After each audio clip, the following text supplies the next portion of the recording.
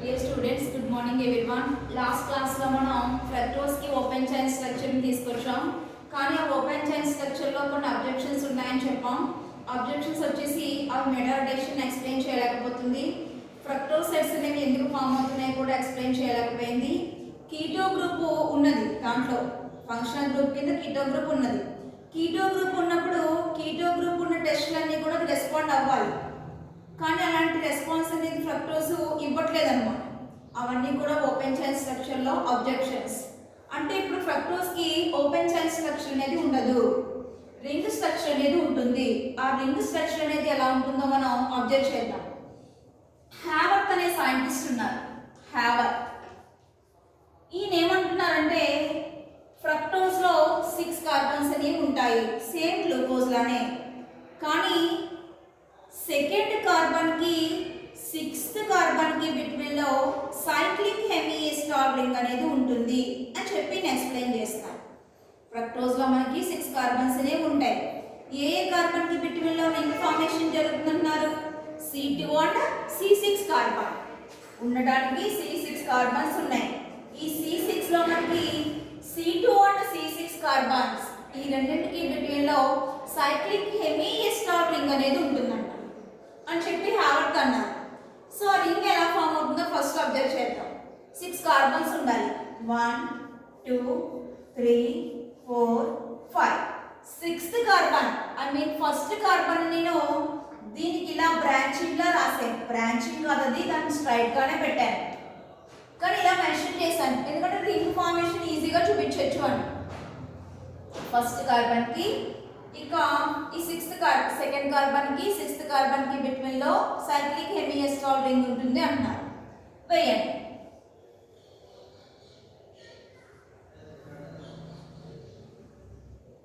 Second carbon 2, ఇది 1 3 4 5 6. హ్యావర్త్ చెప్పినట్లుగా మనం ఏం చేసాం, సెకండ్ కార్బన్ కి ఈ 6th కార్బన్ కి బిట్వీన్ లో ఒక రింగ్ అనేది పెట్టాం. సో ఇది సైక్లిక్ హెమిఎస్టాల్ రింగ్ O. యాక్చువల్ గా సెకండ్ కార్బన్ దగ్గర ఏముంటుంది? C డబుల్ బాండ్ O ఉంటుంది. యాక్చువల్ గా ఫ్రక్టోజ్ లో సెకండ్ కార్బన్ దగ్గర C డబుల్ బాండ్ O ఉంటుంది. ఎండింగ్ కార్బన్ దగ్గర ఏముంటుంది? CH2OH ఉంటుంది. ఇంకా O ఇదిగో ఈ H అనేది కీటో గ్రూప్ దగ్గరికి వెళ్ళిపోతుంది. H అనేది కీటో గ్రూప్ దగ్గరికి వెళ్ళిపోతుంది. వెళ్ళిపోతే మనకి COH అయింది. C ఏమైపోయిందమ్మా? OH అయిపోయింది. ఇంకా నెక్స్ట్ ఇక్కడ ఉన్నటువంటి 2 Hలు CH2, ఇదిగో CH2 O ఈ H ఎక్కడికి వెళ్ళిపోయింది? సెకండ్ కార్బన్ దగ్గరికి వెళ్ళిపోయింది. So CH2 COH. Remaining carbons అన్ని దగ్గర కామన్ ఏముంటాయి? OH H. ఇక్కడ వచ్చేసి మళ్ళా HOH.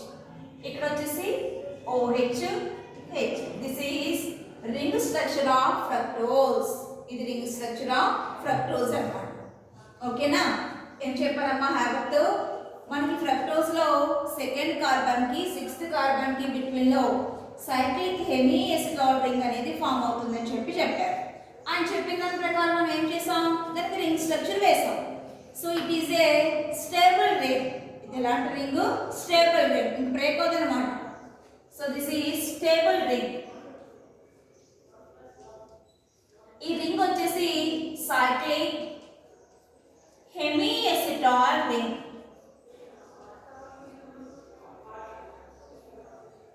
ఇది స్టేబుల్ గా ఉంది. స్టేబుల్ గా ఉంటే ఆయన ప్రపోజ్ చేసిన రింగ్ స్ట్రక్చర్ అనేది ఓకే అన్నమాట. ఇది మనం యాక్సెప్ట్ చేయొచ్చు, దీన్ని అంగీకరించవచ్చు మనం. ఎందుకు? అది ఎలాంటి రింగ్? Stable ring. ఒకవేళ అన్స్టేబుల్ రింగ్ అనుకోండి, దాన్ని మనం చేంజ్ చేసుకుందాం. ఆ సైక్లిక్ హెమిఎస్టాల్ రింగ్ చేంజ్ చేద్దాం. కానీ ఆయన ప్రపోజ్ చేసినటువంటి రింగ్ స్టేబుల్ రింగ్. సో ఆయన చెప్పింది కరెక్ట్. ఏమంటున్నారు ఆయన? మనకి ఫ్రక్టోజ్ లో సెకండ్ కార్బన్ కి ఈ ఎండింగ్ కార్బన్ కి బిట్వీన్ లో, అంటే ఎండింగ్ కార్బన్ అంటే మీనింగ్ 6th కార్బన్ కి బిట్వీన్ లో ఒక సైక్లిక్ హెమిఎస్టాల్ రింగ్ అనేది ఫామ్ అవుతుందని చెప్పి ఎక్స్ప్లెయిన్ చేశారు. అది వేసాం. ఇంక ఈ సెకండ్ కార్బన్ అబ్జర్వ్ చేయండి.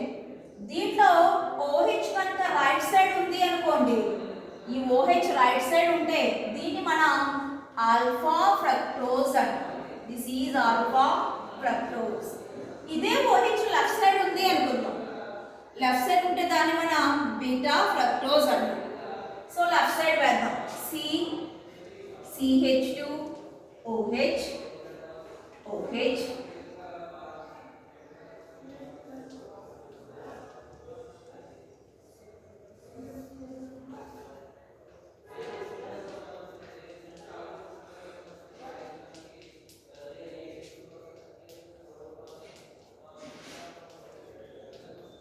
ఇదే ఫ్రక్టోజ్ అవుతుంది, బీటా ఫ్రక్టోజ్. ఎందుకంటే దీంట్లో OH ఏ సైడ్ ఉంది, లెఫ్ట్ సైడ్ ఉంది. This is beta fructose. ఇలా మనకి హ్యావర్త్ అనే సైంటిస్ట్ ఫ్రక్టోజ్ కి రింగ్ స్ట్రక్చర్ ని ప్రపోజ్ చేయడం అనేది జరిగింది. Alpha fructose, beta fructose.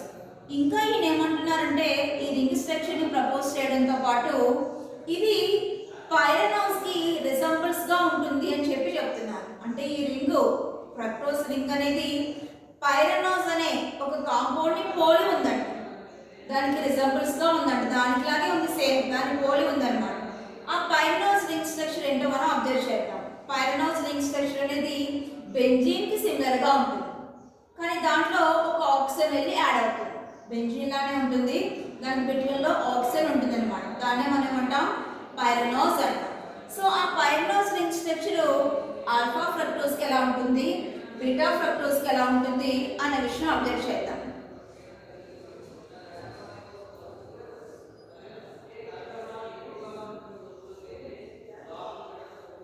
This is పైరాన్ ring.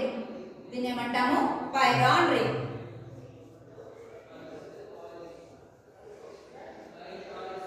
ఈ పైరాన్ రింగ్ కి రిజంబుల్స్ గా ఉంది ఫ్రక్టోజ్ రింగ్ అనేది. సో అందుకని దీన్ని మనం పైరనోస్ రింగ్ స్ట్రక్చర్ కింద కూడా ఎస్టాబ్లిష్ చేయవచ్చు. అది ఏ విధంగానో అబ్జర్వ్ చేయండి. ఓ నుంచి స్టార్ట్ అవుతుంది. ఇదిగో ఓకి అటాచ్ అయ్యి కార్బన్ ఉంది. ఓకి అటాచ్ అయ్యి కార్బన్, ఇవన్నీ కార్బన్స్ అన్నమాట. ఓకి అటాచ్ అయ్యి కార్బన్ ఉంది. కార్బన్ దగ్గర CH2OH. So CH2OH. ఈ కార్బన్ కి టచ్ అయ్యి ఇంకెవరున్నారు, OH. ఈ కార్బన్ కి టచ్ అయ్యి కార్బన్. సో ఇదిగో కార్బన్, దానికి టచ్ అయ్యి HOH. ఇక్కడ వరకు అయింది. నెక్స్ట్ కార్బన్, ఇదిగో కార్బన్, దానికి టచ్ అయ్యి OH H. ఇక్కడ వరకు అయింది. నెక్స్ట్ ఈ కార్బన్ కి టచ్ అయ్యి HOH. ఇక్కడ చూడండి, ఈ కార్బన్ కి టచ్ అయ్యి ఏమున్నాయి, రెండు Hలే ఉన్నాయి. So H. ఈ కార్బన్ కి టచ్ అయ్యి ఏమొచ్చింది, O. ఇదిగో కార్బన్ కి టచ్ అయ్యి O. సో మనం వేసిన పైరాన్ రింగ్ స్ట్రక్చర్ అనేది కరెక్ట్ అన్నమాట. ఇది ఆల్ఫా పైరనోస్. మనం వేసింది ఆల్ఫా ఫ్రక్టో పైరనోస్. ఇలాగే బీటా కూడా వేయాలన్నమాట. బీటాకు వేస్తే ఏం జరుగుతుంది, ఈ పొజిషన్ OH ఉండే పొజిషన్ చేంజ్ అవుతుంది అంతే.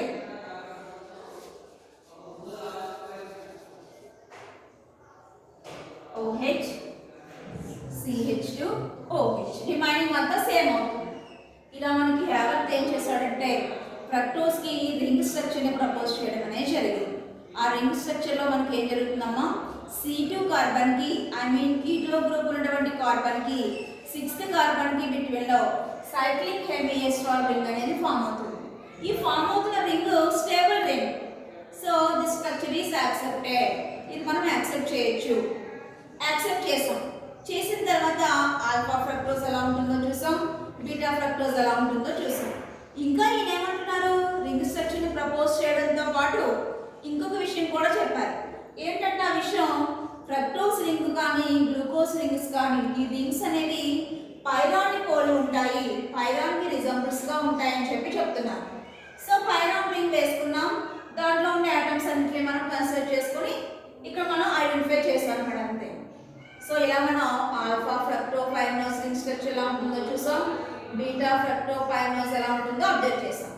ఇక్కడతో మనకి రింగ్ స్ట్రక్చర్ ఆఫ్ ఫ్రక్టోజ్ అనేది కంప్లీట్ అయిపోయింది. దీని నుంచి చిన్ని కాన్సెప్ట్ వస్తుంది. గ్లూకోజ్ నుంచి మనకు వచ్చింది యానోమర్స్. గ్లూకోజ్ లో మనం యానోమర్స్ అంటే ఏంటో తెలుసుకున్నాం. ఏంటి యానోమర్స్ అంటే, కాన్ఫిగరేషన్ దగ్గర OH లెఫ్ట్ సైడ్ ఉండడం రైట్ సైడ్ ఉండడం జరిగింది. లెఫ్ట్ సైడ్ ఉంటేనేమో రైట్ సైడ్ ఉంటేనేమో ఆల్ఫా అన్నాం, లెఫ్ట్ సైడ్ ఉంటే బీటా అన్నాం. అలాగే ఫ్రక్టోజ్ లో మనకి చేంజ్ అయ్యేది ఏ కార్బన్ దగ్గర? సెకండ్ కార్బన్ దగ్గర చేంజ్ అయిపోతుంది. సెకండ్ కార్బన్ దగ్గర చేంజ్ అవుతుంది. So second carbon I mean C2 carbon దగ్గర కాన్ఫిగరేషన్ కనుక చేంజ్ అయ్యింది అనుకోండి, ఆ టైప్ ఆఫ్ ఫినామినన్ మనం యానోమర్స్ అంటాం. C2 కార్బన్ దగ్గర చేంజ్ అయితే ఎపిమర్స్ అంటాం. C1 దగ్గర చేంజ్ అయితే యానోమర్స్ అంటాం. గ్లూకోజ్ లో C1 దగ్గర చేంజ్ అయింది కాబట్టి అక్కడ ఫామ్ అయింది యానోమర్స్. ఇక్కడ C2 దగ్గర చేంజ్ అవుతుంది, సెకండ్ కార్బన్. ఇక్కడ C2 దగ్గర చేంజ్ అయింది కాబట్టి దీన్ని మనం ఎపిమర్స్ అంటాం. అప్పుడు ఆల్ఫా ఫ్రక్టోస్ బీటా ఫ్రక్టోస్ ఏమవుతాయి? ఎపిమర్స్ అవుతాయి. ఒకదానికోటి ఏమవుతాయేమో ఎపిమర్స్ అవుతాయి. These are epimers. ఇవి రెండు కూడా ఏంటన్నా ఎపిమర్స్. మనం ఒక విషయం గుర్తుపెట్టుకుంటే సరిపోతుంది. C1 కాన్ఫిగరేషన్ అనేది చేంజ్ అయితే ఆ టైప్ ఆఫ్ ఫార్మ్స్ మనం ఏమన్నా యానోమర్స్ అంటాం. C1 దగ్గర కాన్ఫిగరేషన్ చేంజ్ అయితే ఫామ్ అయ్యేదేమో యానోమర్స్. C2 కాన్ఫిగరేషన్ చేంజ్ అయ్యి ఫామ్ అయ్యే కాంపౌండ్స్ ఏమో ఎపిమర్స్. ఇక్కడతో మనకి గ్లూకోజ్ స్ట్రక్చర్ అయిపోయింది, ఫ్రక్టోజ్ స్ట్రక్చర్ కూడా అయిపోయింది. అంటే గ్లూకోజ్ గురించి ఫ్రక్టోజ్ గురించి మనం కంప్లీట్ ఇన్ఫర్మేషన్ ఇచ్చాం. నెక్స్ట్ ఈ గ్లూకోజ్ కి ఫ్రక్టోజ్ కి సిమిలారిటీస్ ఏంటి? గ్లూకోజ్ కి ఫ్రక్టోజ్ కి సిమిలారిటీస్ ఏంటి అనే విషయం అబ్జర్వ్ చేద్దాం. అదే విధంగా గ్లూకోజ్ కి ఫ్రక్టోజ్ కి డిఫరెన్సెస్ ఏంటి? సిమిలారిటీస్ అంటే పోలికలు ఏంటి, డిఫరెన్సెస్ భేదాలు ఏంటి? ఇది మిమ్మల్ని షార్ట్ గా అడుగుతాడు అప్పుడప్పుడు. ఇక్కడ వరకు అయితే ఎస్ఏ టాపిక్స్ కంప్లీట్ అయిపోయినాయి. గ్లూకోజ్ ఫ్రక్టోజ్ రెండింటిలో ఏదో ఒకటి గ్యారంటీ ఎస్ఏ ఇస్తారు. ఓ చదువుకున్నాడు మీరు ఆటోమేటిక్గా రాసేయచ్చు. గ్లూకోజ్ కంప్లీట్గా చదివారనుకోండి, ఫ్రక్టోజ్ మీకే వచ్చేస్తుంది. అంతా అలానే ఉంటుంది, సేమ్. చిన్న చిన్న రియాక్షన్స్ చేంజ్ అవుతాయి అంతే. ఇంకా నెక్స్ట్ వీటికి డిఫరెన్సెస్ అలాగే సిమిలారిటీస్ ఏంటో అబ్జర్వ్ చేద్దాం.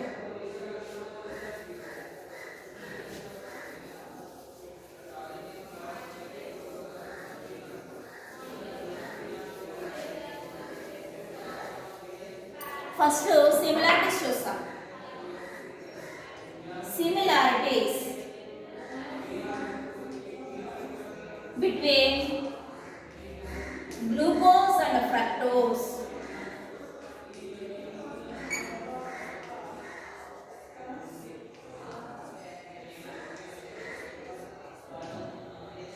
Similarities. First similarity. Glucose molecular formula is C6H12O6. Same fructose molecular formula kuda enti C6H12O6. Ante those are same molecular formula.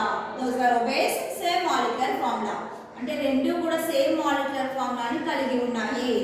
That is C6H12O6. Inka next రెండింటిలో కూడా మనకి కార్బన్ చైన్స్ లింకేజ్ ఎలా ఉంది? Open గానే ఉంది. రెండు కూడా ఓపెన్ గానే ఉన్నాయి. రెండు కూడా మనకి క్లోజ్ అయిపోయి ఏమీ లేవు. ఉన్నాడు 6 కార్బన్స్ ఎలా ఉన్నాయమ్మా? ఓపెన్ గా ఉన్నాయి. బ్రాంచింగ్ అనేది ఏమీ లేదు. ఆ కార్బన్ లింకేజ్ అనేది ఓపెన్ గా ఉంది రెండింటిలో కూడా. ఇంకా నెక్స్ట్ సిమిలారిటీ. రెండు కూడా మనకి ఎసిటిక్ ఎన్హైడ్రేట్ తో రియాక్ట్ అయ్యాయి. మీరు గుర్తుంచుకోవాలి, ఎసిటిక్ ఎన్హైడ్రేట్ తో రియాక్ట్ అయిపోయి దేని ఫామ్ చేసే? పెంటాఎసిటైల్ డెరివేటివ్. పెంటాఎసిటైల్ డెరివేటివ్ ఫామ్ అయింది కాబట్టి ఎన్ని OH ఉన్నాయని చెప్పాం? 5 OH. గ్లూకోజ్ లో అలానే జరిగింది, ఫ్రక్టోజ్ లో కూడా సేమ్ అలానే జరిగింది. గ్లూకోజ్ పెంటాఎసిటిక్ ఎన్హైడ్రేట్ తో రియాక్ట్ అయ్యి పెంటాఎసిటైల్ డెరివేటివ్ ఫామ్ చేసింది. అలాగే ఫ్రక్టోజ్ కూడా 5 moles ఆఫ్ ఎసిటిక్ ఎన్హైడ్రేట్ తో రియాక్ట్ అయిపోయి పెంటా ఫ్రక్టోజ్ ని ఫామ్ చేసింది. ఓకేనా? రెండింటిలో కూడా సేమ్ అదే జరిగింది. అదొకటి సిమిలారిటీ. నెక్స్ట్ రెండు కూడా అంటే గ్లూకోజ్ ఫ్రక్టోజ్ రెండు కూడా మనకి HCN తో రియాక్ట్ అయినాయి, హైడ్రోజన్ సైనైడ్ తో రియాక్ట్ అయినాయి. అలాగే హైడ్రాక్సిల్ ఎమిన్ తో కూడా రియాక్ట్ అయినాయి. NH2OH ఒకటి HCN ఒకటి రియాక్ట్ అయ్యి రెండు వెంటనే ఫామ్ చేశాయి. సైనోహైడ్రిన్ ని ఆక్సాన్ ని ఫామ్ చేశాయి. ఓకే, మనకి గ్లూకోజ్ ఫ్రక్టోజ్ రెండు ఉన్నాయి. రెండు కూడా HCN తో రియాక్ట్ అయిపోయేమో సైనోహైడ్రేట్స్ ని ఫామ్ చేశాయి. అలాగే NH2OH తో ఫామ్ చేస్తుంది. ఇంకా నెక్స్ట్ రెండు కూడా మనకి మ్యూటా రొటేషన్ ని ఒబే చేస్తున్నాయి.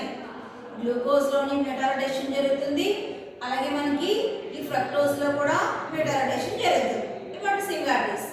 ఇంకా బెస్ట్ సిమిలారిటీ ఏంటంటే రెండు కూడా మనకి మిథైల్ ఆల్కహాల్ తో రియాక్ట్ అయిపోయి గ్లూకోజ్ అయితే గ్లూకోసైడ్స్ ని ఫామ్ చేసుకుంటుంది, అదే ఫ్రక్టోజ్ అయితే ఫ్రక్టోసైడ్స్ ని ఫామ్ చేస్తుంది. ఇవన్నీ కూడా ఇప్పటివరకు మనం చెప్పుకున్నవన్నీ కూడా similarities of glucose and fructose. వీటికి డిఫరెన్సెస్ ఏంటో అనే విషయం మనం అబ్జర్వ్ చేయాలి. డిఫరెన్సెస్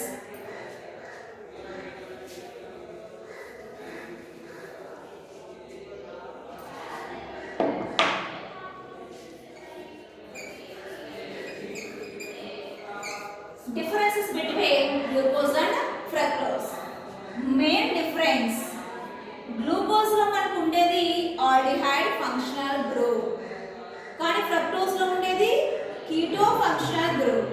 ఓకే, ఇంకా గ్లూకోజ్ అనేది అనోమర్స్ ని ఫామ్ చేస్తుంది, కానీ ఫ్రక్టోజ్ అనేది ఎపిమర్స్ ని ఫామ్ చేస్తుంది. ఇంకా మనం డిఫరెన్సెస్ ఏమని చెప్పొచ్చు ఆలోచించండి.